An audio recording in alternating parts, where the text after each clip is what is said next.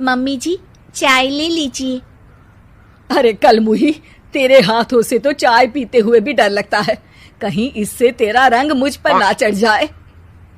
अगर इन्हें इतनी ही शर्म होती तो मेरे इतने हैंडसम भाई को इस तरह फंसाती नहीं। बानी और शिवम की लव मैरिज हुई है। बानी के ससुराल में उसकी ननद और सास हैं, जिन्हें अपने गोरे रंग पर बहुत गुरूर होता है, जिस वजह से वो बानी को सिर्फ उसके सांवले रंग की वजह से नापसंद करती है और हमेशा उसे ताने सुनाती रहती हैं। बानी उनकी सभी जली कटी बातें सुनकर चुपचाप वहां से चली जाती है। तुम माँ और छोटी को कुछ बोलती क्यों नहीं? मम्मी जी बड़ी हैं, हर छुटकी ना समझ, इस तरह उन्हें उल्टा जवाब देना सही नहीं। मेरी जिम्मेदारी उनकी सेवा करना है, जो मैं पूरे दिल से हमेशा करती रहूंगी। ऐसा बोलकर बानी रसोई में जाकर रात के खाने की तैयारी करने लगती है। रात को खाना खाते हुए बानी की सास उसे कहती है, कल मैंने अपनी फ्रेंड्स के साथ किटी पार्टी रखी है, समय से सारा खाना बना देना और अपना मनहूस चेहरा लेकर ज्यादा उनके सामने मत आना, समझी? माँ, बानी आप दोनों की कितनी परवाह करती है, फिर भी आप उससे इतना बुरा व्यवहार क्यों करती हैं? अरे एक तो लव मैरिज करके इस कलमुही को हमारे सर पर लाकर बिठा दिया और अब हम इसे कुछ बोल भी नहीं सकते क्या? भैया तो इनकी तरफदारी करेंगे ही, आखिर इन्होंने पूरी तरह उन्हें अपने वश में जो किया है। जिसे जो करना है करे, बस कल मेरा सारा काम समय पर हो जाना चाहिए। इस पर सब खाना खाकर सोने चले जाते हैं और अगले दिन बानी जल्दी उठकर सास की किटी पार्टी के लिए तैयारियां शुरू कर देती है, जिस पर पार्टी शुरू होने के बाद सास की सहेलियां कहती हैं, अरे वाह री, तेरी बहू ने तो बड़े स्वादिष्ट समोसे बनाए हैं। हाँ भाई, रंग कैसा भी हो, खाना बनाने में बिल्कुल अन्नपूर्णा है। अरे इसकी भी क्या बात करनी, मेरी बेटी से मिलो, इसकी सुंदरता के आगे तो उर्वशी रंभा भी फेल है। उर्वशी रंभा को तो फेल कर देगी, पर क्या अन्नपूर्णा बन पाएगी? अरे इसे काम करने की क्या जरूरत, उसके लिए बानी है तो, और मैं तो इसकी शादी भी किसी नौकर चाकर वाले घर में ही करूंगी। बानी वापस रसोई में चली जाती है और किटी पार्टी चलती रहती है। उसी रात को बानी की सास गुस्से में चिल्लाते हुए अपने कमरे से बाहर निकल कर आती है। हाय रे, चोरी हो गई, मेरे पैसे, पक्का पक्का इस कलमुही की वजह से हुआ है ये सब। अरे क्या हुआ माँ, कौन सा आसमान टूट गया? अरे आसमान तो उसी दिन टूट गया था जब तू इस कलमुही से शादी करके इसे घर में ले आया था। खुद तो आई ही, अपने साथ साथ मनहूसियत का काला साया भी मेरे घर ले आई। अरे हुआ क्या माँ? अरे मेरी तिजोरी में रखे पैसे कहीं गायब हो गए, सुबह ही देखा, अरे यहीं रखे थे। क्या आप मुझ पर चोरी का इल्जाम लगा रही हैं?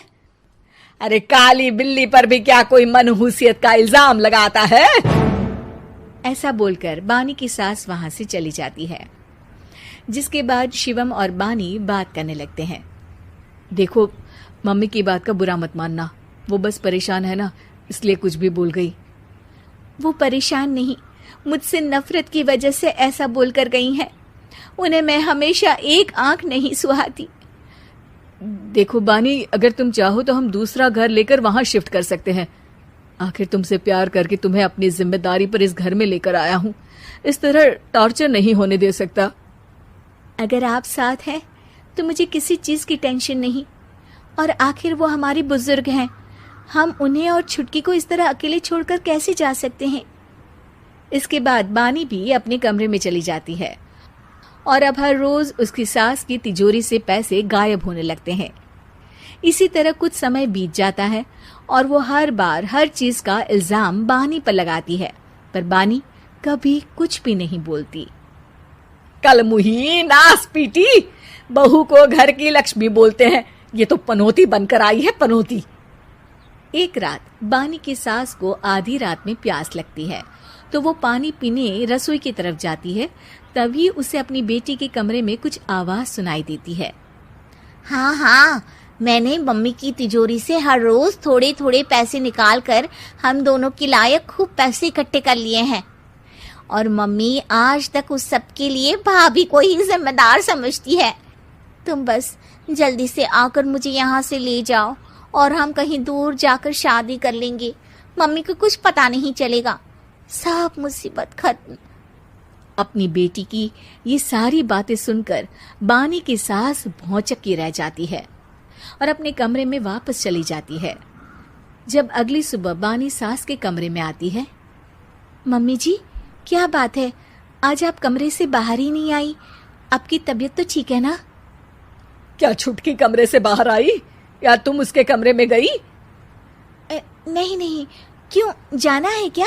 मैं अभी चली जाती हूँ। नहीं, कोई कहीं नहीं जाएगा। इस पर वो बानी को साथ लेकर कमरे से बाहर आती है, जहाँ शिवम भी होता है। वहां उसकी सास बोलती है, छुटकी मेरी तिजोरी के सारे पैसे लेकर अपनी माँ के बारे में कोई ख्याल करे बिना किसी लड़के के साथ घर छोड़कर चली गई। और बहू, तुमने मुझ जैसी सास की सेवा करने के लिए अपने ही पति के साथ दूसरे घर जाने से मना कर दिया। मैंने हमेशा तुम्हारा रंग देखा अच्छा ही नहीं, जो मेरी सबसे बड़ी गलती है। मुझे माफ कर दे बेटा। और इसके बाद बानी की सास कभी अपनी बहू की तारीफ करते थकी नहीं। उम्मीद है कि आपको हमारी ये कहानी पसंद आई होगी। कृपया हमारे चैनल को सब्सक्राइब करें और सभी अपडेट्स के लिए बेल आइकन जरूर क्लिक करें। और हाँ, वीडियो लाइक और शेयर करना मत भूलिएगा। Bye bye.